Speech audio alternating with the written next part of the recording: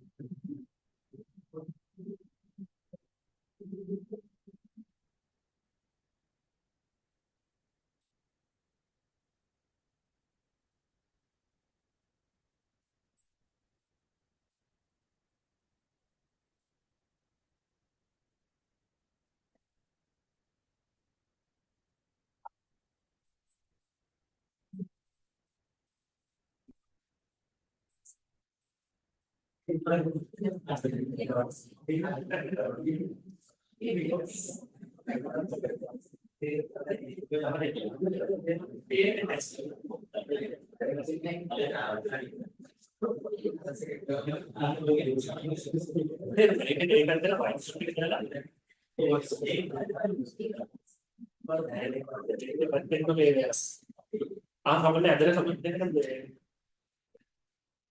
Oh, oh, kasih.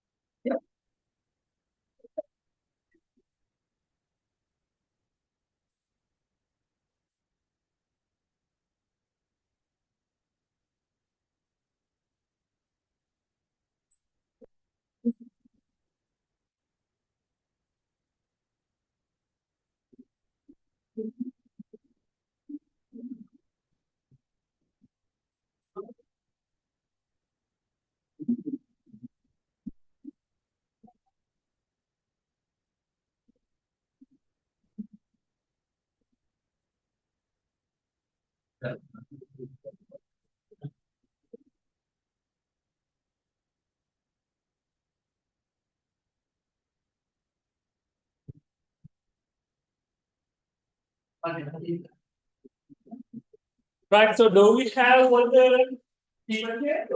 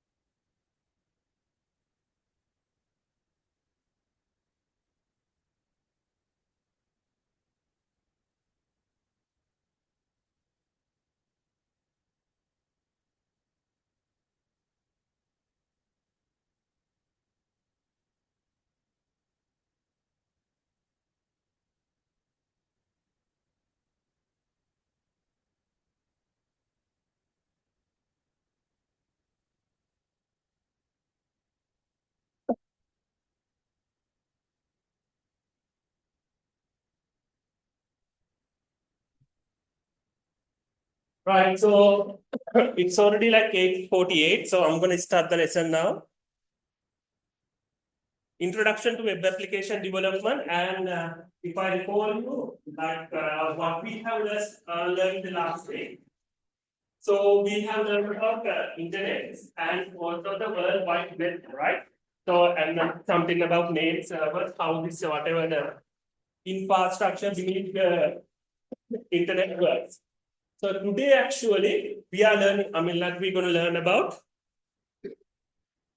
uh, something. I mean, like some brief introduction about web development, and also after that we will be moving into like learning about HTML. And the thing is, you guys will be going to that championship final today, right? So, thing is, right. So I'm gonna do the mini project lecture like in next week, but the project actually start today onwards. So that means, so you guys have to book. I mean, like you have 69 members, right? 69 members in the sense you're gonna have to book at least like I mean like maybe like I don't mind. You can decide. I mean like it's up to you. Totally up to you. You can I mean like initially I mean like discuss among your friends, and if you have I mean like some preferences or some, I mean like something, I don't mind. So at least with 6 of the friends have form a group. That means like 69, right? Oh, sorry. Give me 1 second.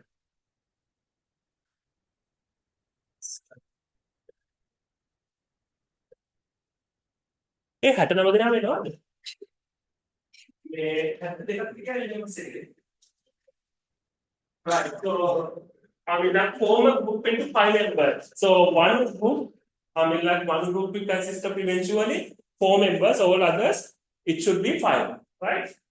So you guys have to, I mean like initially, I mean like it's all about grouping. Then finding the supervisor. Once you have given me the groups, I will allocate the supervisors. Then you can I mean like discuss. I mean like initially discuss some topic with the supervisor, because this semester you have to learn about this web development, and also you guys have also learned about this database management system, right? So that means like at the end of this semester you will have an idea about how to develop a fully comprehensive web development project, right? So also I'll be teaching about object-oriented, object-oriented programming, about how to model this object-oriented system. So initially you need to come up with some documents called SRS diagram or something, and then you have to like, come up with the ER diagrams. Then you need to, by the end of the next semester, that means like second year, first semester, you need to complete the development of the project. So the idea is today onwards, you can discuss with the friends. You need to come up with a simple web development project. It's not a research, it's a web development project. Like, but there should be at least some novelty, maybe like you want to make a library management system, or maybe like some kind of, I mean like so web development project. It should have a database application. You can use that. Ideally, you should be using some framework like maybe like Laravel, Kotlin, with PHP, because at the end of this module, you will also be learning about this kind of PHP with PHP database applications. So that's the idea, right? Initially, form into group of 5 members. So one group will have 4 members, and start that by today, right? Any questions?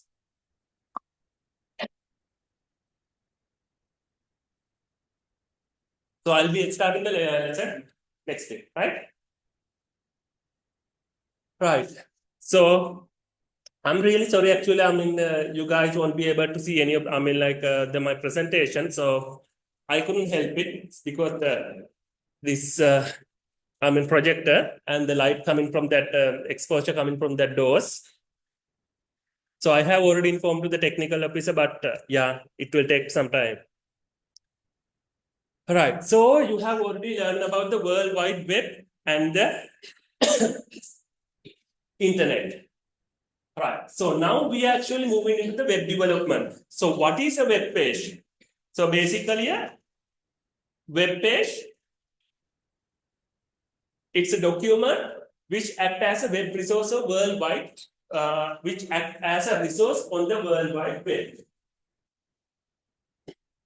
So web page. So it's a document that consists of that is actually made up from this hypertext content. That means like web page should be it should contain it should be developed using the HTML markup language, sorry, HTML language, and it acts as a resource on the World Wide Web. And the World Wide Web contains many of the web pages. That is the idea, right? So last week lesson I have already uploaded the LMS. So there's a much clearer picture from University of Colombo website, the front page. So you can see it once I upload it. Unfortunately here, I'm really sorry. And what is a website? මොකක්ද website එකක් කියන්නේ?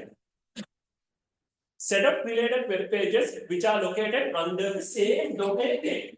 So last week I told you this domain name, it is associated with the particular IP addresses and the name server. So that the domain name resolution system, DNS server, they actually resolve this particular domain name into a IP address. So then you can access the particular website on the server, right? So a set of related web pages which are located under the same domain name. So I told you as the part of the URL, a part of the URL there could be a domain name and domain name can be a subdomain. Like if it is a University of Colombo, so you have cmb.ac.lk, but when you are going inside this particular domain name is cmb.ac.lk, right?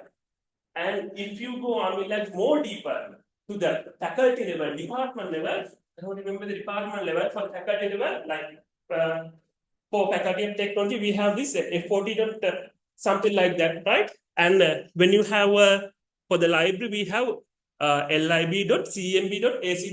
So that is a part of the, it's a part of the main domain name, right? Because ac.lk is the main domain name.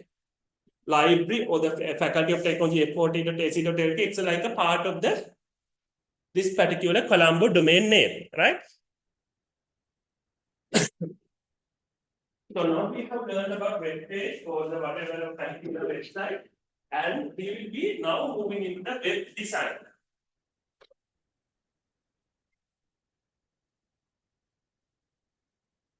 Web design refers to the both aesthetic portion of the website and its usability. Web design, basically they can be apportioned into 4 broad categories. Initially, design, development, then the content strategy, then the multimedia. So web design, so it's a kind of like an art or a technique, and it can be apportioned. They can categorize into 4 categories. Initially, you do the design, then you do the development, and about the content strategy. What kind of content? And the website they can publish, right? What kind of content is there in the multimedia? Maybe if you put any videos, something like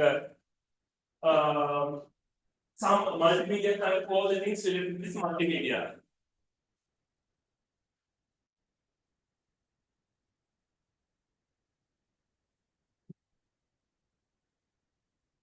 So it's about next user experience, interaction, and the user interface design. So it's about the design. I told you design, then the development. So when it's come to this web design, so it's about the first thing about always about the client or the user who are actually interacting with the particular web page. So it includes all aspects of the user's interaction with the product, how it is perceived, how it is learned and used. For a website or application, that includes the visual design, user interface, quality, and the message of the content, and even overall the site performance. How it is perceived when you are let's say there are a lot of different websites on the World Wide Web, right? So whenever you, whenever you browse a website, how do you perceive it? කොහොමද මේක ඔයාලට දැනෙන්නේ කියලා?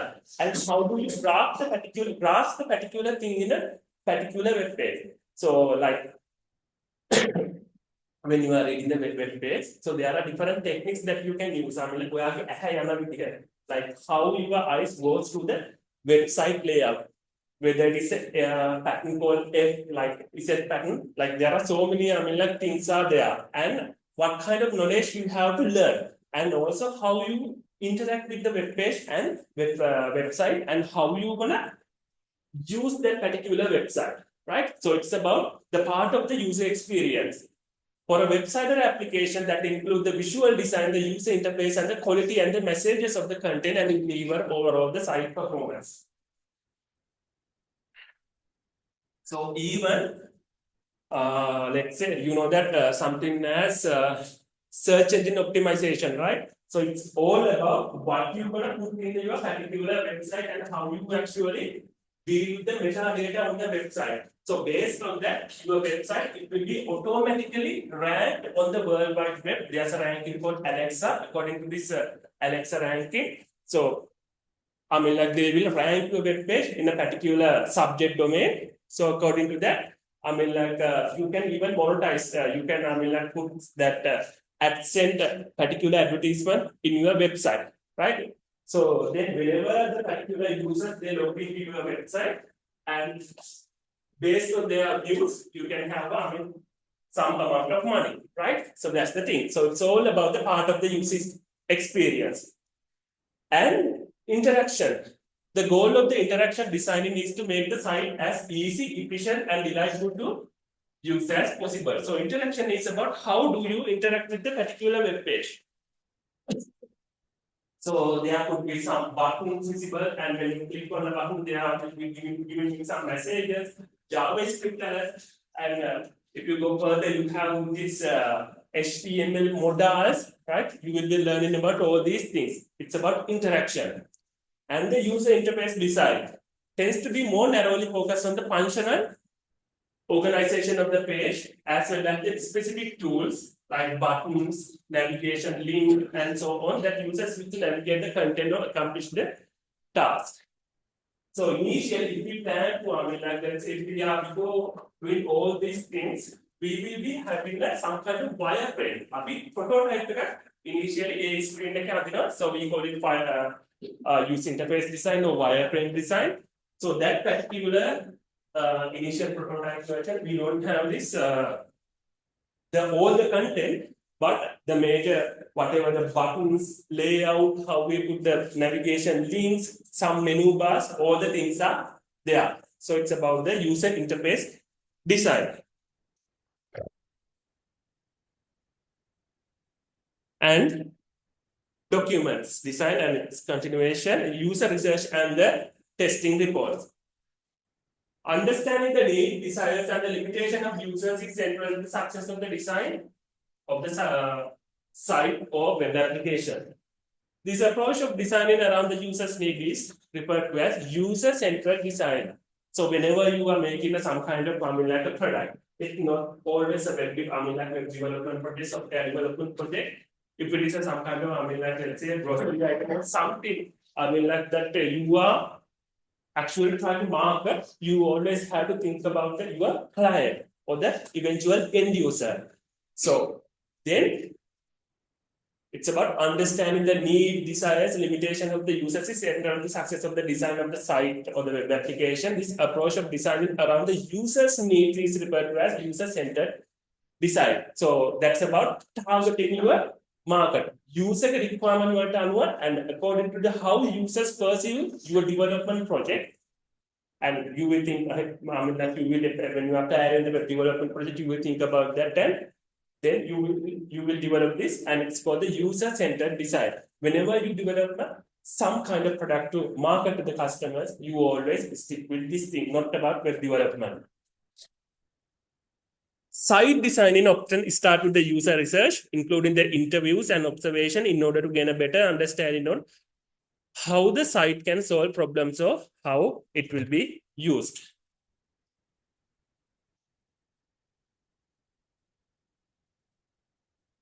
So even when you are developing with the software development project, you might be one, you might be considering software development life cycle, right?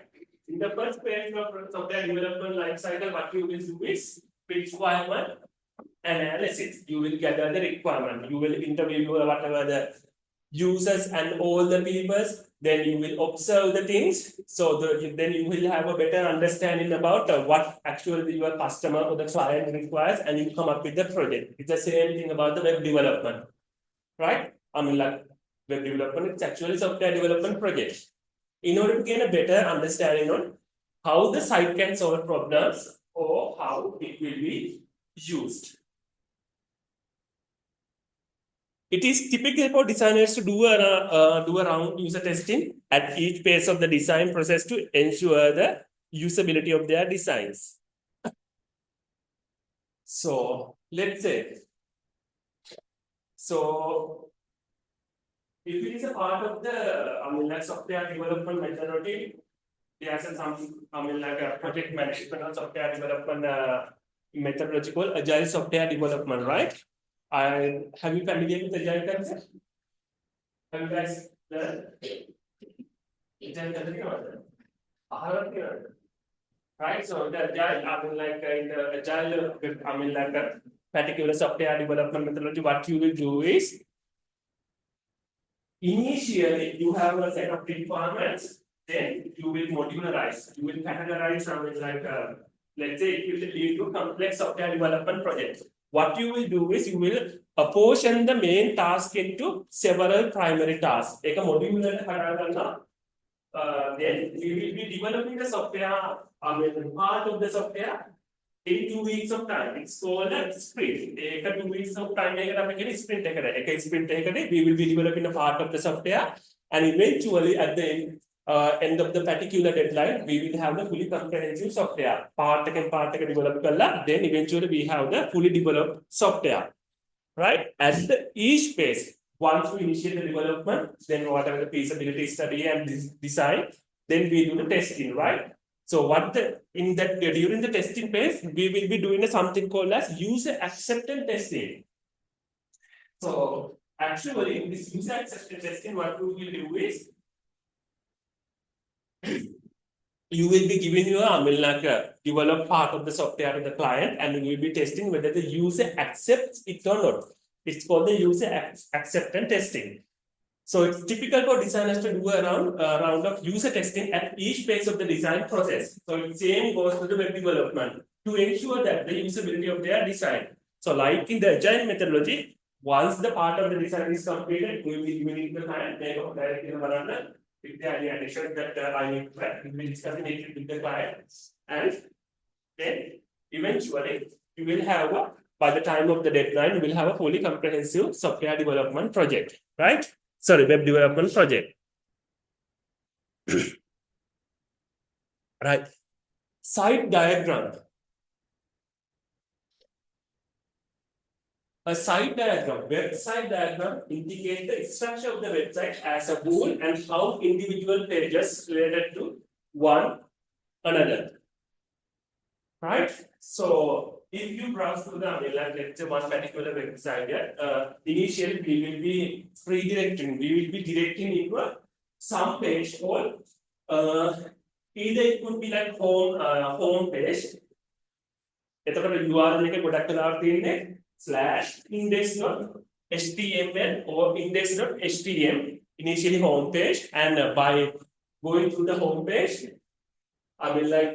you will be, there will be some menus or something like that, and you will be redirecting to several pages. Contact page, yes, there could be some email form where you can contact the whatever the site owner.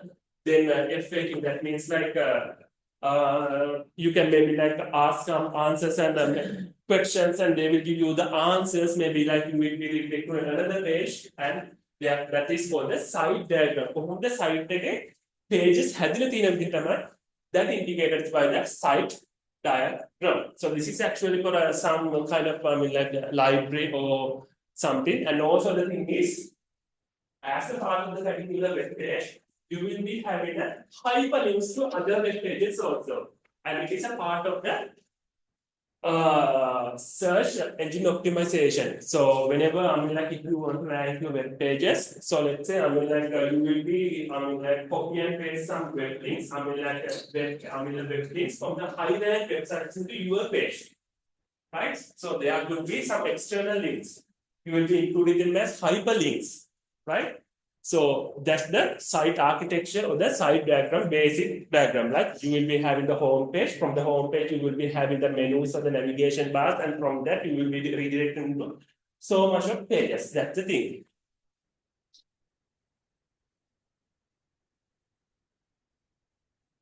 And as a part of the design, as I have already mentioned to you, wireframe diagrams, right? A wireframe diagram shows the structure of a web page using only outlines for each content and widget. The purpose of the wireframe diagram is to indicate how the screen real estate is divided and indicates when functionality and content such as navigation, search, and menus, how their icons are placed, and etc. Boxes, various form elements, and so on are placed without any decoration or things should work on the development team knows what to build. So wireframe design, you can prototype design, you will be, I think someone last week, some girl, from your batch, she told me she's actually, familiar with Figma. So Figma is actually for this wireframe design, right? So when you are before the designing thing, it's about past UI towards development. You will be developing this kind of particular wireframes, right? Before the development or before the design of the actual software, you will be initially planning about how is my user interface going to be through this wireframe design, right? There are a lot of softwares that you can use. One example is Figma. So in this particular wireframe design, you don't have the actual content, right? You have this some jargon of content here, and but you have the initial structure like how the icons are placed, how the buttons or the HTML form elements and maybe labels all are placed in this wireframe design. And so once you have this wireframe design, let's say once the development team have this wireframe design, they can easily develop the HTML web page, and then they can ask from the user whether you will accept this change changes of the development or not. And if so, if it is so, they will continue the development. So that is about wireframe diagrams and the wireframe design. So up to this point, do you guys have any questions? Any questions up to this point?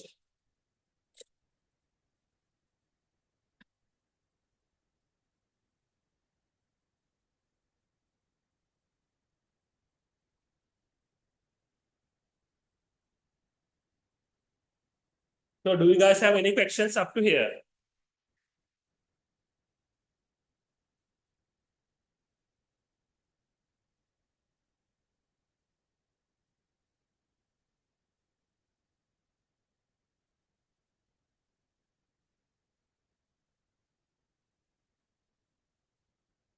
Right. So do you have a mail message?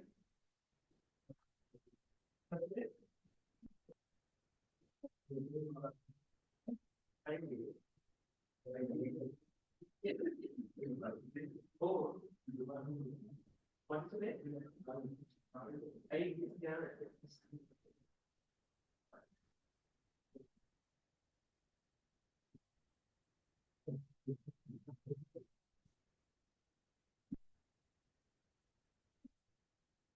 Right. So do not sign anyone on behalf. All right. Back to the lesson.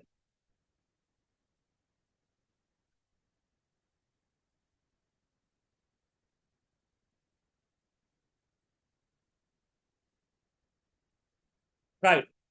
Once the design is completed, then it's about the development. The broad disciplines that fall under the development are authoring, styling, scripting, programming. So development basically, initially, I mean, like whatever the discipline that fall under development are authoring, styling, scripting, programming. So authoring in the sense, the term use the process to preparing the content for delivering on the web page, or more specifically, marking up the content with the HTML tags that describe the content and the function. So it's like web page, they actually have a, I mean, like you put the content, right? So when you put the content,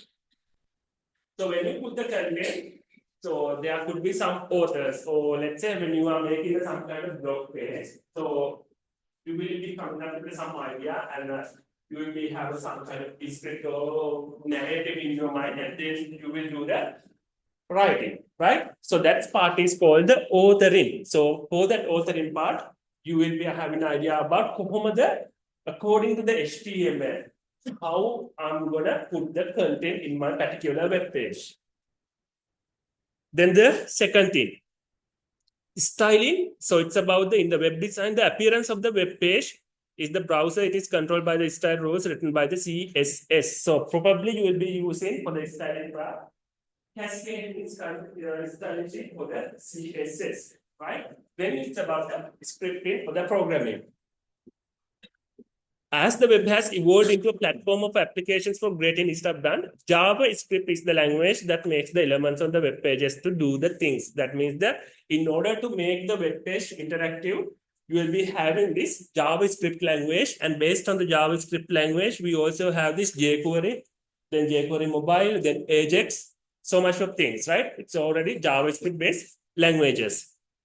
So it adds a behaviors and functionality to elements in the page and even to browser window itself. So that actually that part. Programming and scripting using JavaScript as whatever JavaScript based languages. So Vue.js, like to call it, so much of things are there, and it makes the web page more dynamic, dynamic and interactive, right? So it's about the development part, authoring, styling, and the scripting.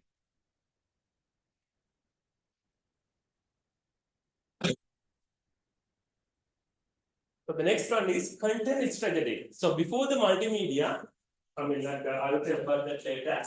When the content isn't written right, the site can't be fully effective. Content strategies make sure that every bit of text on the site, from long exploratory text down to the labels or buttons, supports the brand identity and marketing goals of the company. Content strategy may also extend to data modeling and content management on a large or ongoing scale, such as planning for content reviews and updating the schedule. So let's say if it is some kind of like a multinational organization or some kind of a company, they actually own some kind of brand, like M&S, they are more like apparel industry, right? And also, let's say the president of Sri Lanka, he needs to have a website, but probably it shouldn't be it's only for like displaying some information to the general public, right? So it's called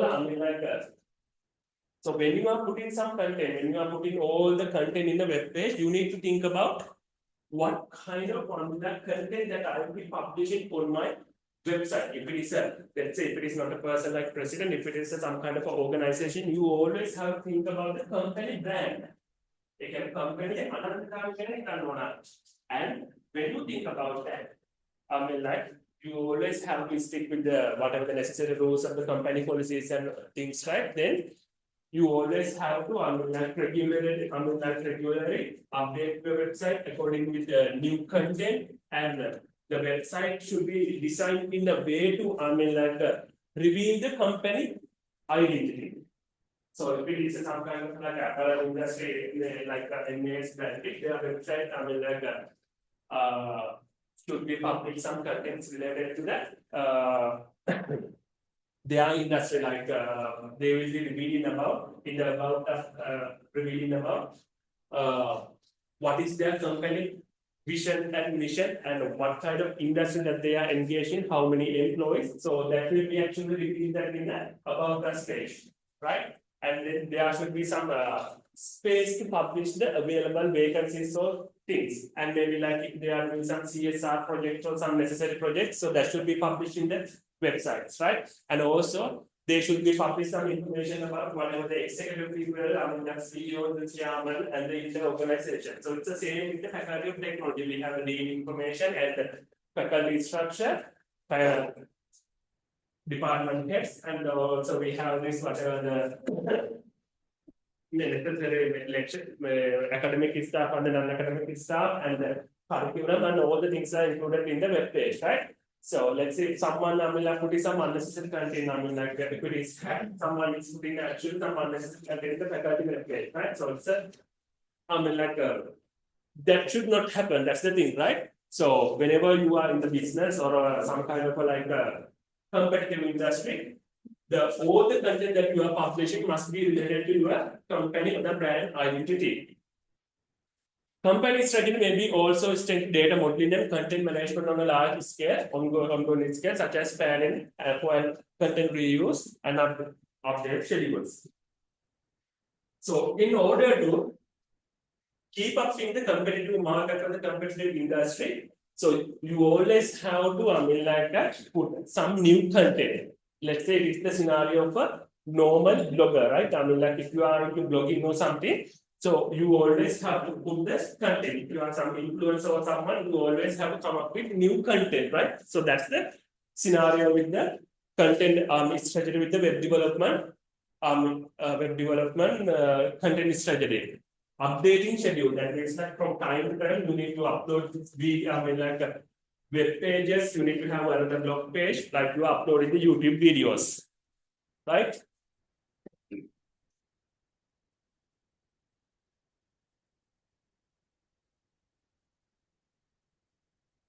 So the next part is about the multimedia. After the content strategy, you actually think about the multimedia. The coolest thing in the web is that you can add multimedia elements to a site, including sound, video, animation, and even interactive games. Web designers should decide to add multimedia skill, such as audio and video editing or Flash to your web design. So the one example is Adobe Flash. Honestly, I don't know whether we have this Adobe Flash nowadays or not, but the thing is, when you have multimedia content, like sounds, video, animation, some floating characters or something, querying over the particular web page, or when you give the facility to do, play some interactive games inside your web page, that means users are more likely to follow your web page, or they are more likely to access your website, right? So because of that, web designers, they should decide to add multimedia skills such as audio, video editing, or Flash.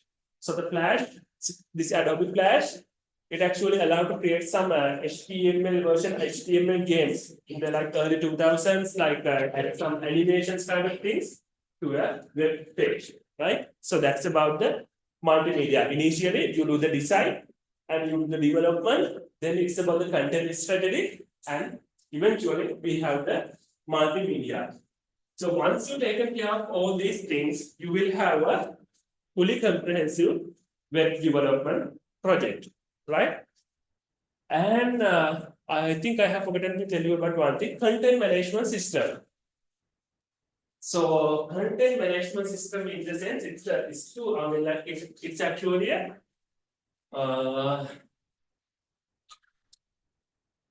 like we have Joomla, WordPress. So you can they will actually give you some pre-built tools to develop a particular website. They have so much of plugins. Some pre-developed content that you can add to your page. So what you can do is you go to their whatever the content management system. If it is hosted on a particular server, you go there and you add a new page and you add some images from your website, and that's all. You don't have to have an idea about any of the things about HTML programming, no, nothing, right? So these things are called content management system. And when it's come to the PHP development or something, so you always have to familiar with something like the Laravel framework, coding framework. So framework it's like a set of tools that you can use for that. Maybe like PHP programming or some kind of task. The set of tools. So framework framework and the content management system are two different things, right? Content management system, Joomla, WordPress.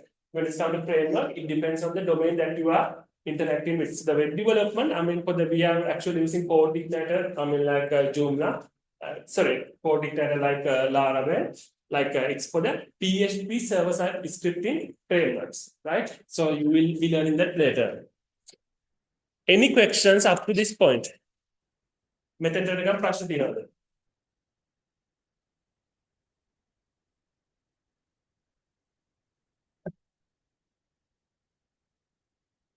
Any questions up to this point?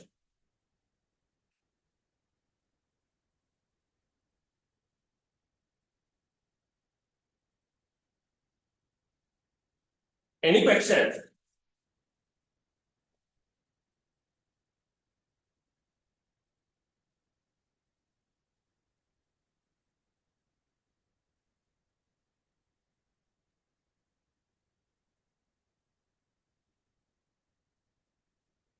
Right.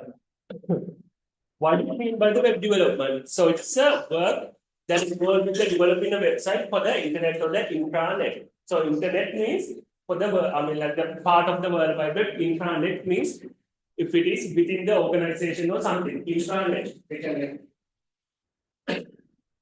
Let's say your organization and if you have some faculty website, it is only for that intranet, and if it is internet for the larger audience. Every web developer must have a basic understanding of HTML, CSS, and JavaScript or front-end development. So it's called the front-end web development. And yeah, I will tell you about what is front-end and what is back-end later. All right, give me 1 second.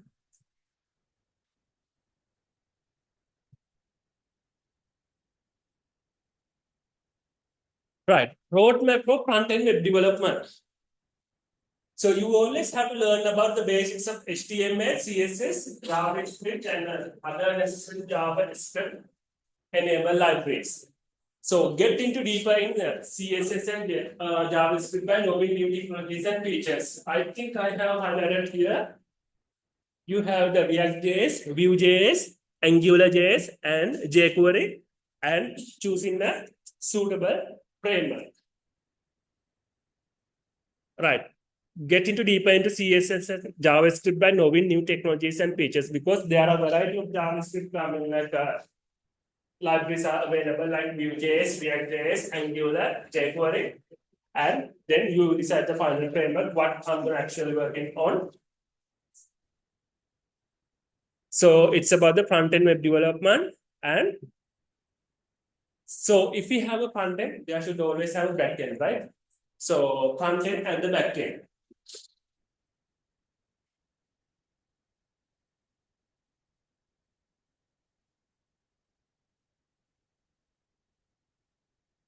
So front-end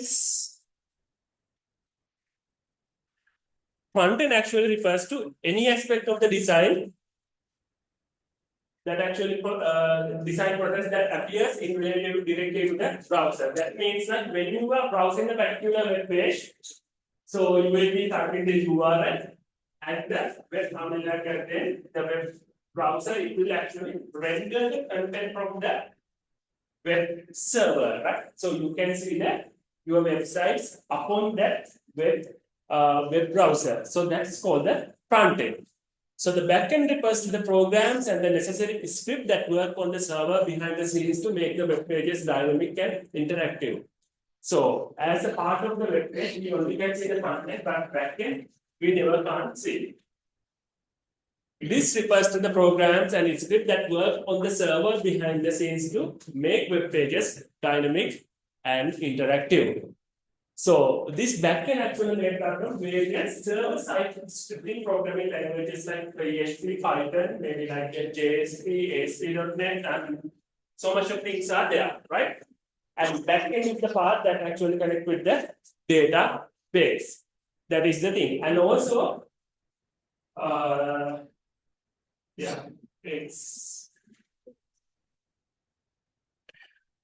In the front-end part, the following tasks are commonly considered to be front-end tasks. Graphic design and the image production. Interface design, HTML document and the styling part. Then the style sheet document and the JavaScript. So you always can see the whatever the hypertext content and the HTML part, then the JavaScript and all the style sheet in the front end. In the back-end part, information design as it is pertain to how the information is organized on the server. That means like you have a database and from the backend and programming logic, it will fetch the data from the particular server and render the content to your front end and the forms processing. So in the HTML programming, you have something known as HTML web forms. Like let's say if you are to enter, if it is some kind of web development project that is actually developed for the student as a student management system. In order to enter the student information, you have various input boxes or something like that. Right? Input to the enter your name, last name, maybe like date of birth. And the thing is, there's something known as HTML prompt processing. You can highlight all these things inside a particular HTML prompt. And when you are submitting all this information, you can retrieve all the content from these particular inputs, and you can do the server-side processing. So that is called the prompts processing. Especially that you will be learning about when it is come to PHP programming. So database programming, you have to deal with the database and the content management system. So if you are working WordPress or Joomla or something, so probably all the backend things are happening inside the content management system. You don't have to worry about HTML programming or something. You just have to highlight the type the necessary content, and the content management system, it will be taken care of all the things, right? Other server-side web application using PHP, JSP, so it's a Java-based web development language, Ruby, ASP.NET, and Java. Even Java, they will have other varieties like JavaFX and other programming languages like Python. You can actually use for server-side scripting, right? So that's the thing. And also because of this backend, just front-end backend, you know that both there are people called cyber criminals who can even target this particular website, right? So there are some attacks, a variety of attacks for cross-site scripting, then installing some backdoors. So what happens is actually if it is some HTML, forms processing or whatever, you have some inputs, right? So in one, what happens is when you have the input, it will be eventually saved in the database, right? So whenever, if you make this, make the particular input or the particular part of the HTML language using some incorrect validation, that will pave the way for some attacks and cross-site scripting. They will actually, there are some forms of JavaScript that you can input into your prompts. You can easily search on the internet, and once it is happened, that will lead for injection attacks. When a part of when you enter that part of the URL or some kind of JavaScript, it will retrieve the content from the backend, from the database. On the other hand, you know that some web pages are actually made out using PHP server-side programming language. So that so initially cyber criminals, they will exploit the web page. They will identify the vulnerabilities, and what happens is they will initially exploit. Then they will actually develop this particular backdoor using the PHP programming language. That is the most common thing, PHP, backdoor.php. So when you enter that thing, using some kind of input in the web page or vulnerability, they will actually submit that into the web server. So what happens is, at the URL in the part if they are let's say backdoor.php. So in backdoor.php, that will give you some admin console. According to that, even they can shut down the web server and they can do a lot of things. That means they can basically totally have the control of the backend. So it will give you a So that's called the backdoors, right? So these are the things that actually comes. I mean, like there is the front end and the back end because of the vulnerabilities available in the web development strategy, right? So yeah, that's about the front end and the back end. So up to this point, do you guys have any questions? Any questions up to this point? Clarify any questions?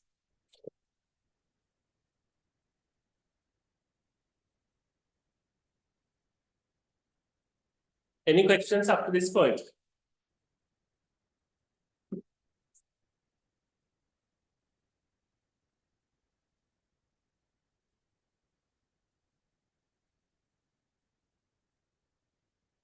Right, signing sheet technology.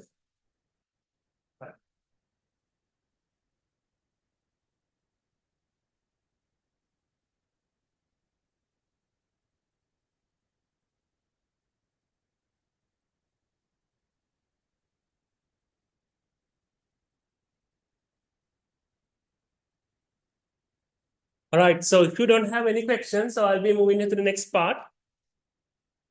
Uh,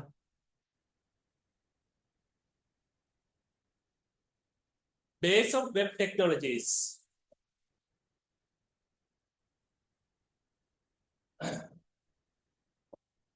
So initially, I mean like the base. So this is I mean the how actually the I mean like web technologies work. Initially, you have a web server, and you know that it's the part that actually render the content from the server. So that actually you have this various HTML language, CSS, JavaScript, maybe like WebGL for video processing, or things are there, and it is through the internet. It is linked to the web server, and from web server side you have various server side scripted programming languages and even database programming languages like PHP, MySQL, and for the database even it can be connected like MongoDB and like Firebase, like cloud-based databases, and Apache. It's a web server and the several server modules. And the front end, probably you have to familiar with HTML, CSS, and JavaScript. And for the backend, you will be actually in this module, you will be learning about PHP.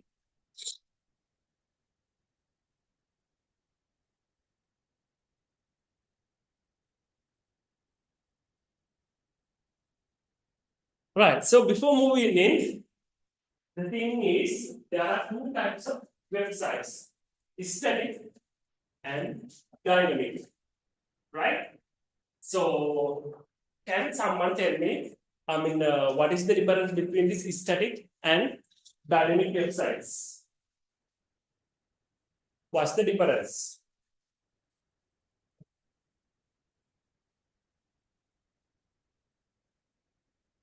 Why do we have this static and dynamic things?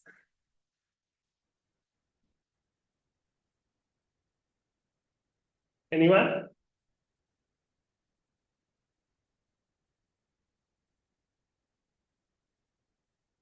Why do we have static web pages and dynamic web pages?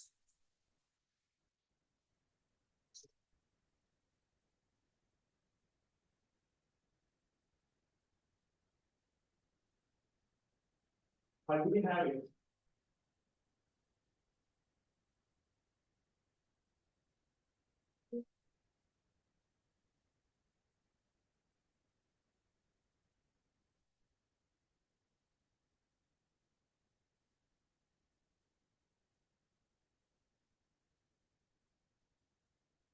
The thing is, static means just a static content. You don't have no interaction, or you don't have no animation, so nothing. And when it's come to dynamic, that means like you can actually do some dynamic, put some dynamic or the interactive content in the dynamic web pages, right? Static website deliver web pages exactly as stored without server-side processing. Built use HTML and CSS may include client-side scripting for interactivity. Example, informational website, some portfolios, or landing pages. Content is fixed and does not change based on the user input or actions. So Probably, I mean, like as I have already mentioned, static web pages, they are being used HTML and CSS. May include client-side scripting for interactivities. That means some JavaScript is actually included. And the common example, let's say some informational website that is actually designed to display some information only, like our faculty website, right? Some portfolios, like academic website, like probably like some researchers, they do have a website or something, or academics, they do have the website, so it's called the portfolios or landing pages. Content is fixed and does not change based on the user input or action. That's the, I mean, like the most notable thing. So when it's come to dynamic pages, dynamic websites generate web pages dynamically in response to user actions or input. Right? When user enters something, the content will be totally changed. Use server-side scripting languages, PHP, Python, to handle dynamic content generation. Right? So they have a lot of the server-side backend processing is happening. Can display personalized content, handle user authentication, interact with the databases. So probably for your mini projects also, you have to actually build a dynamic website. Example, e-commerce website like Amazon, AliExpress, and things. And also content management systems. So like if you are even, like making a website using like WordPress or Joomla, they will allow you to, enter your content in a very high level manner, and then you don't have to worry about, it will even do this dynamic part, right? And most of the social media platforms like Facebook, Instagram, they do have websites also, they are dynamic in nature, right? That's the thing.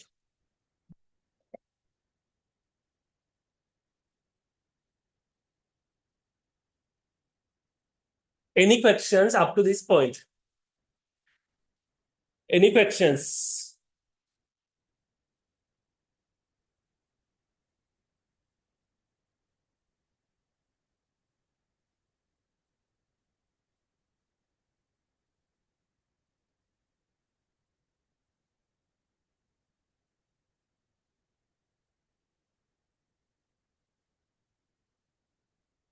Right. Client-side scripting versus server-side scripting. Client-side scripting. Client-side scripts run on the user's web browser. Written in languages like JavaScript. Used for adding interactivity, validating the user input, and then manipulating the document object model. You call it DOM, right? Example, web-based games, forms validation, interactive user interfaces. So when it comes to this client-side scripting, all the things are, all the functionalities and all the executions are happening in the web browser itself. Written in the languages like JavaScript. Used for adding interactivity, validating the user input, and manipulating the document object model. So, interactivity. That means like whenever a user input something, it will give a response. And validating the user input, right? So when you input something, let's say when you enter your name to a particular web form input, so it will validate. From the JavaScript side, you can input a validation. Check whether the name length has only like maybe like 20 characters. If it is more than 20 characters, you are not allowed to enter your name. Maybe like for the date of birth, like for the form validation. And you are validating the user input and manipulating the document object model. So when it comes to this document object model, so what happened is, if you master the HTML programming,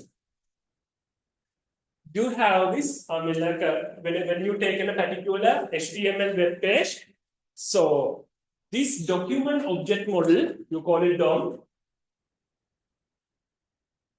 it actually provides the interface for you to interact with the, the elements or the attributes in a particular web page. Right? So this is HTML.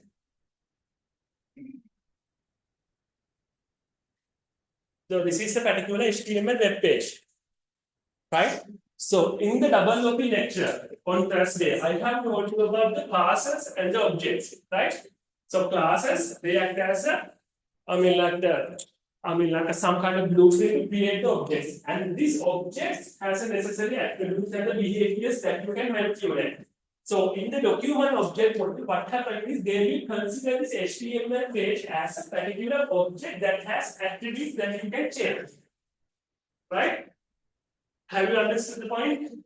They're not together. Right? That's the thing. So, there are a lot of elements in the website. So, by considering this document object model, you can basically change or manipulate. You can change whatever the attributes in the HTML page, right? Manipulating the DOM. Example, web-based games, form validation, and the interactive user interface.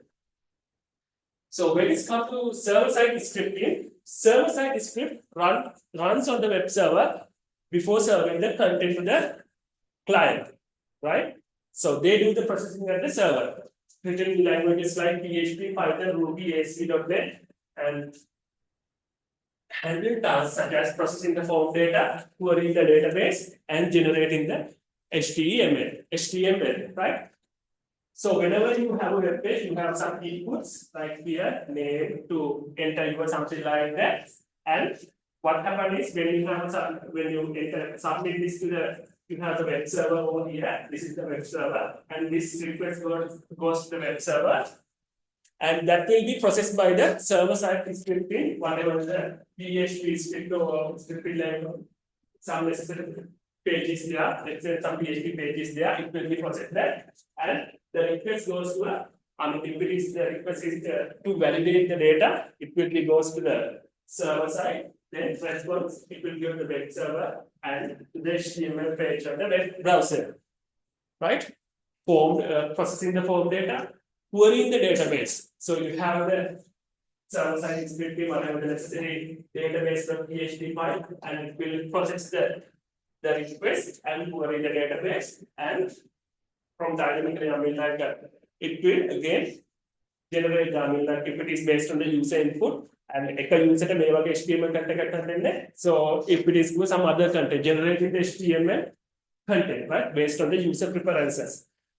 So the examples: e-commerce websites, blogging platforms, web-based email services, right? Client side scripting versus server side scripting, right? So before moving in, I think we can have 15 minutes of break, right? We'll meet at 10.